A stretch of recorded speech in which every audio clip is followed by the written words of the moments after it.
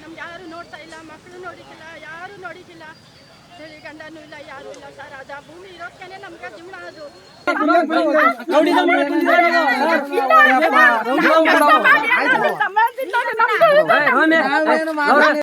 ಮಾಡ್ಕೊಡಿ ಇರೋದು ಸರ್, ಯಾರು ಇಲ್ಲ. ಜಮೀನಲ್ಲಿ ಮಾಡಿದ್ರೇನೆ, ಇದ್ದವ್ರೆ ನಮ್ಗೆ ಏನು ಇಲ್ಲ ಸರ್.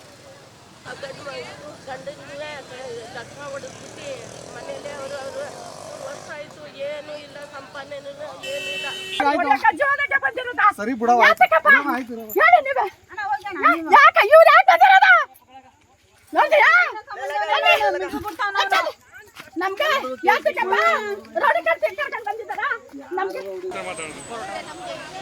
ನಮ್ಗೆ ಯಾವುದೂ ಇಲ್ಲ. ಜಮೀನು ಕೊಟ್ಟು ನಾವೇ ಬೇರೆ ಕಟ್ಟಿ ಕಾಡು ಕಟ್ಟಿ ಮಾಡಿರೋದು.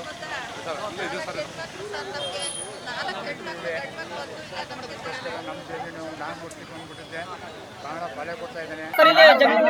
ನೋಡಿ ಸರ್, ಎಷ್ಟು ಒಂದು 10 ಸರ್ ಬಂದಿದ್ದಾರೆ. ತಗೊಂಡೋಗಿ ವಿಡಿಯೋ ತಗೊಂಡು ಸ್ಟೇಷನ್ ತಗೊಂಡೋಗಿ ನಿಂತು ಹಿಡಿಯಪ್ಪ ನೋಡಪ್ಪ ಸರ್. ಇಲ್ಲಿ ದಾರಿ ಉದ್ದಕ್ಕೂ ಬಂದಿದ್ದಾರೆ ನೋಡಿ ಸರ್. ಇಲ್ಲಿ ದೌರ್ಜನ್ಯ ಮಾಡಕ್ ಬಂದಿದ್ದಾರೆ ಸರ್. ಇಲ್ಲಿ ನೋಡಿ ಸರ್, ಇಲ್ಲಿ ನೋಡಿ ಸರ್, ಇವರೆಲ್ಲ ದೌರ್ಜನ್ಯ ಮಾಡಕ್ ಸರ್ ಎಲ್ಲರೂ ದೌರ್ಜನ್ಯ ಮಾಡಕ್ ಸರ್. ಇವ್ರು ಎಲ್ಲಿಯವರು ಅಂತಾನೆ ಗೊತ್ತಿಲ್ಲ ಸರ್. ಇವರು ಸರ್ ಎಲ್ಲಿಯವರು ಅಂತಾನೆ ಗೊತ್ತಿಲ್ಲ ಸರ್. ಎಲ್ಲ ರೌಡಿಂಗ್ ಮಾಡಕ್ ಬಂದಿದ್ದಾರೆ ಸರ್. ಅಲ್ಲಿ ಅಲ್ಲಿ ನೋಡಿ ಸರ್.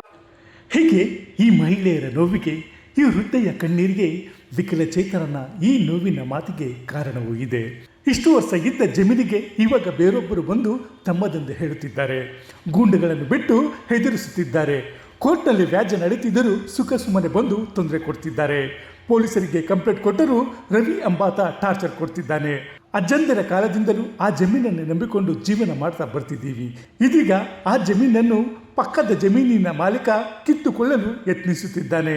ನಮಗೆ ಜಮೀನು ಬಿಟ್ಟರೆ ಜೀವನ ನಡೆಸೋದಕ್ಕೆ ಬೇರೆ ಏನೂ ಇಲ್ಲ ಸ್ವಾಮಿ.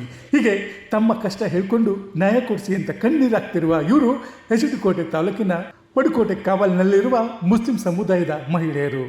ಅಷ್ಟಕ್ಕೂ ಹೀಗೆ ಬೀದಿಗೆ ಬಂದು ಪ್ರತಿಭಟಿಸಲು ಕಾರಣ ಜಮೀನು ಕಳೆದುಕೊಳ್ಳುವ ಆತಂಕ. ಮುಸ್ಲಿಂ ಸಮುದಾಯದ ಕುಟುಂಬದ ಆಸ್ತಿ ಕಬಳಿಸಲು ಯತ್ನ ಆರೋಪ. ಪಕ್ಕದ ಜಮೀನಿನ ಮಾಲೀಕ ನಾಗಮೂರ್ತಿ ವಿರುದ್ಧ ಕೆಂಡಾಮಂಡಲ. ರಕ್ಷಣೆ ಕೊಡುವಂತೆ ಒತ್ತಾಯಿಸಿ ಮಿನಿ ವಿಧಾನಸೌಧ ಮುಂದೆ ಧರಣಿ. ಹೆಚ್ಡಿಕೋಟೆ ತಾಲೂಕಿನ ಕಸಬಾ ಹೋಬಳಿ ಪಡುಕೋಟೆ ಕಾವಲಿನಲ್ಲಿ ಸೈಯದ್ ಅಹಮದ್ ಎಂಬುವರ ಹೆಸರಿನಲ್ಲಿ 4 ಎಕರೆ ಜಮೀನು ಇದೆ. 1972-73ರಲ್ಲಿ ಸೈಯದ್ ಅಹಮದ್ ಹೆಸರಿಗೆ ಸದರಿ ಜಮೀನು ಮಂಜೂರಾಗಿದ್ದು, ಅಂದಿನಿಂದಲೂ ಅವರ ಕುಟುಂಬಸ್ಥರು ಅನುಭವದಲ್ಲಿದ್ದಾರೆ. ಸರಿಸುಮಾರು 70 ವರ್ಷಗಳಿಂದಲೂ ಪಡುಕೋಟೆ ಕಾವಲ್ ಸರ್ವೆ ನಂಬರ್ 1/769/3ರಲ್ಲಿ ಇರುವ 4 ಎಕರೆ ಜಮೀನಿನಲ್ಲಿ ತೆಂಗು ಬೆಳೆ ಹಾಕಿಕೊಂಡು ವ್ಯವಸಾಯ ಮಾಡುತ್ತಾ ಬರ್ತಿದ್ದಾರೆ. ಈ ನಡುವೆ ಪಕ್ಕದ ಜಮೀನಿನ ಮಾಲೀಕರಾದ ಪಂಡರಿನಾಥ್ ಪುತ್ರ ನಾಗಮೂರ್ತಿ ಎಂಬಾತ ಇದೀಗ ಈ 4 ಎಕರೆ ಜಮೀನು ತಮಗೆ ಸೇರಬೇಕೆಂದು ತೊಂದರೆ ಕೊಡುತ್ತಿದ್ದಾರಂತೆ. ದಿನಾಲು ಯಾರ್ಯಾರನ್ನ ಕರೆದುಕೊಂಡು ಬಂದು ಕಿರುಕುಳ ನೀಡುತ್ತಿದ್ದಾರಂತೆ. ಇದರಿಂದ ಮನನೊಂದಿರುವ ಮುಸ್ಲಿಂ ಕುಟುಂಬ ಹೆಚ್ಡಿಕೋಟೆ ಪೊಲೀಸ್ ಠಾಣೆಗೆ ದೂರು ನೀಡಿದೆ. ಇಷ್ಟಾದರೂ ನಾಗಮೂರ್ತಿ ಬೆಂಬಲಕ್ಕೆ ನಿಂತಿರುವ ರವಿ ಎಂಬಾತ ನಮಗೆ ತೊಂದರೆ ಕೊಡುತ್ತಿದ್ದಾನೆ ಅಂತ ಆರೋಪಿಸಿ ಇಂದು ಮಿನಿ ವಿಧಾನಸೌಧ ಮುಂದೆ ಮುಸ್ಲಿಂ ಸಮುದಾಯದ ಕುಟುಂಬಸ್ಥರು ಧರಣಿ ನಡೆಸಿದರು. ನಾಗಮೂರ್ತಿ ಮೈಸೂರು ಮೂಲತಃ ಮೈಸೂರವರು. ಮೈಸೂರಿಂದ ಅವ್ರೇನು ಮಾಡಿದ್ದಾರೆ ಸರ್ ಅಂತ ಹೇಳಿದ್ರೆ 4 ಎಕರೆ ಫಸ್ಟು ಕ್ರಾಯಕ್ಕೆ ತಗೋತಾರೆ ಜಮೀನು. ಪುನಃ ಏನು ಮಾಡ್ತಾರೆ, ಪುನಃ ಇನ್ನೂ 4 ಎಕರೆ ಕ್ರಾಯಕ್ಕೆ ತಗೊಳ್ತಾರೆ. ಅಲ್ಲಿಗೆ 8 ಎಕರೆ ಜಮೀನಿತ್ತು ಸರ್. ಅವ್ನಿಗೆ 8 ಎಕರೆ ಜಮೀನಿತ್ತು ಸರ್. ಅವನು ದರ್ಖಾಸ್ತಿಂದ 2.25 ಎಕರೆ ಪುನಃ ಮಂಜೂರಾತಿ ಮಾಡ್ಕೊತಾನೆ ಜಮೀನು. ಮಂಜೂರಾತಿ ಮಾಡ್ಕೊಂಡು ಪುನಃ ಏನು ಮಾಡ್ತಾನೆ ಅಂತ ಇದ್ರೆ ಈ ನಕಲಿ ಸಾಗುವಳಿಗಳು ಫಸ್ಟ್ ಅವಾಗ ಏನು ಮಾಡಿದ್ದಾರೆ ಅಂದರೆ ಶಾಂತಮ್ಮನಿಗೆ 4 ಎಕರೆ, ನಾಗಮೂರ್ತಿ ಹೆಂಡತಿಗೆ 4 ಎಕರೆ, ಅಲ್ಲಿಗೆ ಸರ್ ಅವ್ರ ತಾಯಿಗೆ 4 ಎಕರೆ, ಯಾರಿಗೆ ನಾಗಮೂರ್ತಿ ತಾಯಿಗೆ ಹೆಸರಿಗೆ 4 ಎಕರೆ, ಹೆಂಡತಿ ಹೆಸರಿಗೆ 4 ಎಕರೆ, ಅದು ಎಲ್ಲ ಒಟ್ಟು ಸರ್ 19 ಎಕರೆ ಜಮೀನು. ಇವನು ಏನು ಮಾಡ್ತಾನೆ ಅಂದರೆ ನಮ್ಮದು ಅದ್ರ ಪಕ್ಕದಲ್ಲಿ ಇದೆ ಸರ್, ನಮ್ಮದು 4 ಎಕರೆ ಜಮೀನಿದೆ. 1/769/3 ನಮ್ಮದು ಜಮೀನು. ಅದ್ರ ಇವನು ಏನು ಮಾಡ್ತಾನೆ ಅಂತ ಹೇಳಿದ್ರೆ ಇದು ನಮಗೆ ಜಾಗ ಸೇರಬೇಕು ಅಂದ್ಬಿಟ್ಟು ಇವನು ಏನು ಮಾಡ್ತಾನೆ, ಗುಂಡಾಗಳು ಕರ್ಕೊಬರೋದು, ರೌಡಿಸಮ್ ಮಾಡೋದು.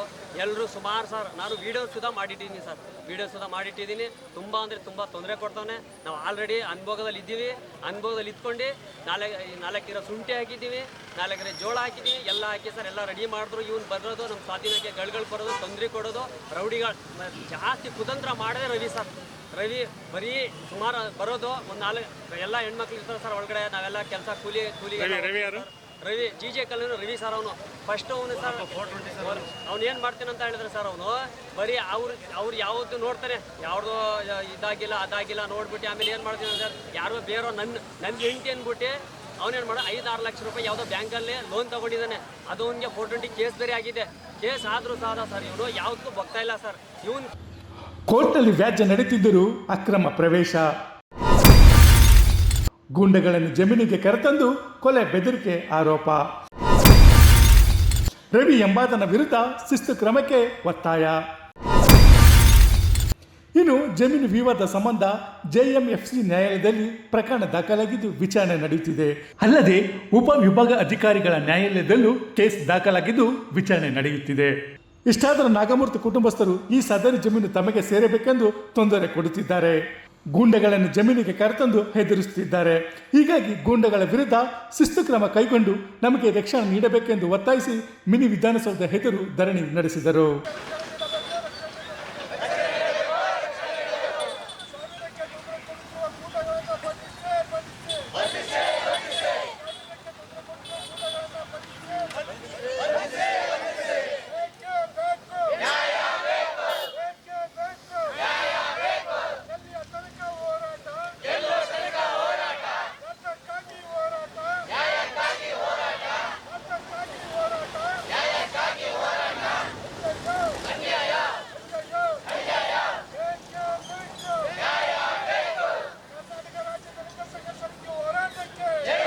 ಲಪ್ಪೈಸಕ್ಕೋಸ್ಕರ ಒಂದೇ ದಿನ ಒಂದೇ ಇದರಲ್ಲಿ ಹೆಂಡತಿಗೆ, ತಾಯಿಗೆ ಮತ್ತೆ ಇವನಿಗೆ 3 ಜನಕ್ಕೂ 11 ಎಕರೆ ಸಾಗುವಳಿ, 11.25 ಎಕರೆ ಸಾಗುವಳಿ ದರಖಾಸ್ತಲ್ಲಿ ಮಂಜೂರಾತಿ ಮಾಡ್ಕೊಳ್ತಾರೆ. ಬಟ್ ಒಂದೇ ದಿನ ನಕ್ಷೆ ಸೇರಿಸಿ ಒಂದೇ ದಿನ ಇದು ಮಾಡಿ ಒಂದೇ ದಿನ ಸಾಗುವಳಿ ಪಡ್ಕೊಳ್ತಾರೆ. ಬಟ್ ಇದಕ್ಕೆ ದಾಖಲಾತಿ ಮಾಡ್ಕೊಂಡು ಏನ್ ಮಾಡ್ತಾನೆ ಅವನು, ಪಾಪ ಇವರು 60-70 ಅನುಭವ ಮಾಡ್ಕೊಂಡು ಬಂದು ಸಾಗುವಳಿ ತಗೊಂಡಿರ್ತಾರೆ. ಇವರು ಆ ಕುಟುಂಬದವ್ರು ಏನ್ ಮಾಡ್ತಾನೆ ಅಂದ್ರೆ ದಾಖಲಾತಿ ರೆಡಿ ಮಾಡ್ಕೊಂಡು ದುಡ್ಡು ಎಲ್ಲರಿಗೂ ದುಡ್ಡು ಕೊಡ್ಕೊಂಡು ಅವನು ಈಗ ಜಾಗ ನಂದಿದೆ, ದಾಖಲಾತಿ ನಂದಿದೆ, ಅನುಭವ ಇಲ್ಲ ಪೊಸಿಷನಲ್ಲಿ, ದಾಖಲಾತಿ ಮಾತ್ರ ನಂದಿದೆ ಅಂತ ಹೇಳ್ಬಿಟ್ಟು ತಾಲೂಕಲ್ಲಿ ಸ್ವಲ್ಪ ರೂಢಿಗಳನ್ನ ಕಟ್ಕೊಂಡು ಮೈಸೂರಿನ ಕರ್ಕೊಂಡು ಬಂದು ಮತ್ತೆ ಸಂಬಂಧಪಟ್ಟ ಲೋಕಲ್ ಕರ್ಕೊಂಡು ಅಲ್ಲಿ ಗಲಾಟೆ ಮಾಡಕ್ ಹೋಗಿ ಹೊಡೆಯಕ್ಕೆ ಹೋಗಿ ಚೆಡಿ ಬೆಂಕಿ ಹಾಕಕ್ ಹೋಗಿ ಎಲ್ಲ ಎಫ್ಐಆರ್ ಆಗಿದೆ ಕೋಟೆ ತಾಲೂಕಲ್ಲಿ. ಆದ್ರೂ ಕೂಡ ಅವ್ನ ಬಗ್ಗೆ ಏನು ಕ್ರಮ ತಗೊಳ್ತಲ್ಲ. ಇವತ್ತು ಕೂಡ ಅದೇ ಉದ್ದೇಶಕ್ಕಾಗಿ ಒಂದು ಲಕ್ಷ್ಮಿ ಕರ್ಕೊಂಡು ಬಂದು ತಾಲೂಕಲ್ಲಿ ಸ್ಟ್ರೈಕ್ ಮಾಡ್ತೇನೆ. ದಾಖಲಾತಿ ಒಂದೇ ಕುಟುಂಬಕ್ಕೆ ಅನ್ಯಾಯವಾಗಿ ಅಕ್ರಮ ಸಾಗುವಳಿ ಮಾಡ್ಕೊಂಡು ಬಟ್ ಇವ್ರಿಗೆ ಪಾಪ ನಿರಾಶ್ರಿತರಿಗೆ ಬಡವರಿಗೆ ಅಂತ ಹೇಳಿ ಸರ್ಕಾರ ಆಲ್ರೆಡಿ ಆದೇಶ ಮಾಡಿದೆ. ಬಟ್ ಆದ್ರೂ ಕೂಡ ಅವನಿಗೆ ಒಂದು ಕುಟುಂಬ ಕನ್ನಡಕ್ಕೆ ಸಾಗುವಳಿ ಮಂಜೂರಾತಿ ಮಾಡ್ಕೊಂಡು ಬಟ್ ನಮ್ದು ಅಂತ ಹೇಳಿ ತೊಂದರೆ ಕೊಡ್ತೇನೆ, ಅನಾವಶ್ಯಕ ತೊಂದರೆ ಕೊಡ್ತೇನೆ. ದಯವಿಟ್ಟು ಇದ್ರ ಬಗ್ಗೆ ಕಾನೂನು ಕ್ರಮ ತಗೋಬೇಕು. ಸಂಬಂಧಪಟ್ಟ ಕೈ ಮುಗಿದು ಮನವಿ ಮಾಡ್ಕೊಳ್ತೇನೆ. ಮುಸ್ಲಿಂ ಸಮುದಾಯದ ಕುಟುಂಬಸ್ಥರ ಹೋರಾಟಕ್ಕೆ ಕರ್ನಾಟಕ ದಲಿತ ಸಂಘರ್ಷ ಸಮಿತಿ ಸಾಥ್ ನೀಡಿದ್ದು ಧರಣಿ ನಡೆಸಿತು. HD ಕೋಟೆ ತಾಲೂಕಿನಲ್ಲಿ ಭೂ ದಂಧೆ ಹೆಗ್ಗೆಲೆದು ನಡೆಯುತ್ತಿದ್ದು ದಂಧೆಕೋರರ ವಿರುದ್ಧ ಶಿಸ್ತು ಕ್ರಮಕ್ಕೆ ಒತ್ತಾಯಿಸಿತು. ಕಳೆದ ದಿನಗಳಿಂದ ಹಾಗೂ ಈ ಭೂಮಿ ವಿವಾದ ಇಲ್ಲಿ ನಮ್ಮ ತಾಲೂಕಲ್ಲಿ ಜಾಸ್ತಿ ಆಗೈತೆ. ಜೊತೆಗೆ ಯಾರಿಂದ ಜಾಸ್ತಿ ಆಗಿದೆ, ಅದರಲ್ಲೂ ಪಡುಕೋಟ ಕಾವಲ್ಲಿ ಜಾಸ್ತಿ ಆಗೈತೆ. ಸ್ಟಾರ್ಟಿಂಗಲ್ಲಿ ನಾನು ನಾಗಮೂರ್ತಿ ಮತ್ತು ಈ ಅಯಾಜ್ ವಿಚಾರನ ಮಾತಾಡ್ಬಿಡ್ತೀನಿ. ಏನಪ್ಪ ಅಂದ್ರೆ ಅವನಿಗೆ ಹೆಚ್ಚು ಕಮ್ಮಿ 11 ಎಕರೆ ಭೂಮಿ ಇದೆ. ಒಂದೇ ಹೆಸರಲ್ಲಿ ಒಂದೇ ಡೇಟಲ್ಲಿ ಗಂಡನ ಹೆಸರು ಹೇಳಿ 4 ಎಕರೆ ಸಾಗುವಳಿ ಆಗೈತೆ, ತಂದೆ ಹೆಸರು ಹೇಳಿ ಒಬ್ಬಳಿಗೆ 4 ಎಕರೆ ಸಾಗುವಳಿ ಆಗೈತೆ. ಒಟ್ಟು 11 ಎಕರೆ ಈಗ ಗೌರ್ಮೆಂಟ್ ಭೂಮಿಲಿ ಅವ್ರು ಆಲ್ರೆಡಿ. ಅದಲ್ಲದೆ ಪಾಪ ಮುಸ್ಲಿಂ ಜನಾಂಗ ಸುಮಾರು 50 ವರ್ಷಕ್ಕೂ ಹೆಚ್ಚು ಇವ್ರಿಗೂ ಇವ್ರಿಗಿಂತ ಮುಂಚೆ ಸಾಗುವಳಿ ಆಗಿರೋದು. ಅವ್ರಿಗೆ ಸಾಗುವಳಿ ಮಾಡ್ಕೊಂಡು 45 ವರ್ಷದಿಂದ ಬರ್ತೀವರ ಆ ಸಾಗುವಳಿಲಿ ನನಗೂ ಸಾಗುವಳಿ ಆಗಿರೋದು ಅಂದ್ಬಿಟ್ಟು ಅವನು ಅಕ್ರಮವಾಗಿ ಕೆಲವು ಬಾಡಿಗೆ ಗೂಂಡ ಜನನ ಕರ್ಕೊಂಡೋಗಿ ಅಲ್ಲಿ ಹೆದರಿಸೋದು ಬೆದರಿಸೋದು. ಅದಕ್ಕೆ ಮೂಲ ಕಾರಣ ರವಿ ಅಂದ್ಬಿಟ್ಟು ಒಂದು ಹುಡುಗ. ಆ ರವಿ ಏನು ಮಾಡ್ತಾನೆ, ಅಲ್ಲಿ ಅವನು ಪಡುಕೋಟ ಕಾವಲಿಗೆ ಸಂಬಂಧಪಡ್ತಾನೆ. ಅಲ್ಲಿ ಆಗುವಗಳನ್ನ ತಿಳ್ಕೊಂಡವನೇ ಕೆಲವು ಅಲ್ಲಿ ಓವರ್ಲ್ಯಾಪ್ ಆಗಿದೆ. ಇಡೀ ಸದನದಲ್ಲಿ ಚರ್ಚೆ ಆಯ್ತದು. ಒಟ್ಟು 7,000 ಚಿಲ್ಲರೆ ಎಕರೆ ಡಾಕ್ಯುಮೆಂಟ್ ಇದೆ. 4,000 ಎಕರೆ ಭೂಮಿ ಇದೆ. ಈ ಡಬಲ್ ಡಾಕ್ಯುಮೆಂಟ್ ಆಗಿವೆ. ಒಂದೊಂದು ಡಾಕ್ಯುಮೆಂಟ್ ಇರೋದು ನಿಮ್ಮ ಹೆಸರಿಗೆ ಅದಾಗ್ಬಿಟ್ಟು ಪೊಸಿಷನ್ ಇರೋರ್ಗೆ ಹೋಗಿ ತೊಂದರೆ ಕೊಡೋದು, ಈ ರೀತಿ ಅಲ್ಲಿ ದಂಧೆ ಮಾಡ್ಕೊಂಬಿಟ್ಟವ್ರೆ. ದಯವಿಟ್ಟು ಇಂಥವ್ರ ಮೇಲೆ ಕಾನೂನು ಗಮನ ಹರಿಸ್ಬೇಕು, ಕಾನೂನು ಕ್ರಮ ವಹಿಸಿ ಇಂಥವ್ರನ್ನ ಒಬ್ಬರಿಬ್ಬರು ಬಡಿದು ಬಗ್ಗೆ ಹಾಕ್ತಾರೆ. ಯಾರ್ಯಾರು ಶಾಂತಿಯಿಂದ ಮಾಡ್ಕೊಯ್ತೀರೋ ಅವ್ರನ್ನ ಮಾಡ್ಕೊಯ್ತಾರ. ಒಟ್ಟಲ್ಲಿ ನಾಗಮೂರ್ತಿ ವಿರುದ್ಧವೇ ಮುಸ್ಲಿಂ ಸಮುದಾಯದ ಕುಟುಂಬಸ್ಥರು ಆರೋಪಗಳ ಸುರಿಮಳೆಗೈಯುತ್ತಿದ್ದಾರೆ. ಅಕ್ರಮವಾಗಿ ಸಾಗುವಳಿ ಮಾಡಿಕೊಂಡು ದರಖಾಸ್ತು ಜಮೀನನ್ನು ಕಬಳಿಸಲು ಯತ್ನಿಸುತ್ತಿದ್ದಾರೆ ಎಂಬುದು ಪ್ರತಿಭಟನಾಕಾರರ ಆರೋಪ. HD ಕೋಟೆಯಿಂದ ಶ್ರೀಕಂಠ ಈಶ್ವರ್, ಇಂಡಿಯಾ ಫಸ್ಟ್, ನಿರ್ಭೀತಿಯಿಂದ ನಿಮಗಾಗಿ.